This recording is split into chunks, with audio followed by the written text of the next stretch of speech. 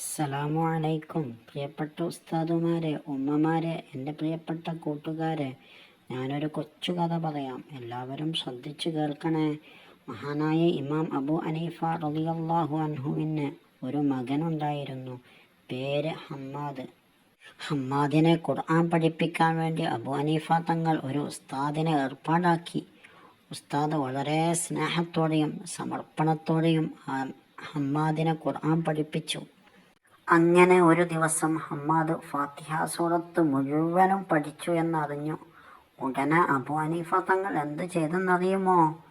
500 ദിർഹം അടങ്ങിയ ഒരു പണസഞ്ചിയുമായി ഉസ്താദിൻ്റെ അടുക്കലേക്ക് പോയി. ഉസ്താദിൻ്റെ മുമ്പിൽ ആ പണക്കി വെച്ചു. അത് കണ്ട് ഉസ്താദ് അത്ഭുതപ്പെട്ടു പോയി. എങ്ങനെ അത്ഭുതപ്പെടാതിരിക്കും? 500 ദിർഹം എന്ന് പറഞ്ഞാൽ 1500 ഗ്രാം വെള്ളിയുടെ തൂക്കം വരും.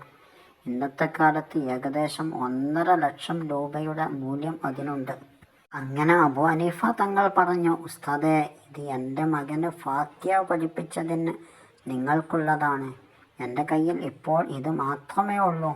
ഇതിൽ കൂടുതൽ ഉണ്ടായിരുന്നെങ്കിൽ ഞാൻ അത് മുഴുവനും തരുമായിരുന്നു. പ്രിയപ്പെട്ട രക്ഷിതാക്കളെ, ഒരു ഫാത്തിഹയുടെ വില ഇത്ര വലുതാണെന്ന് അബു ഹനീഫ തങ്ങൾക്കറിയാമായിരുന്നു. എന്നാൽ നമ്മുടെ അവസ്ഥ ഒന്ന് പരിശോധിച്ചു നോക്കൂ.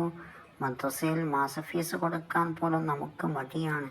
ഇൽമിൻ്റെ മഹത്വം നമുക്ക് അറിയാത്തത് കൊണ്ടാണ് ഇങ്ങനെ ചെയ്യുന്നത്.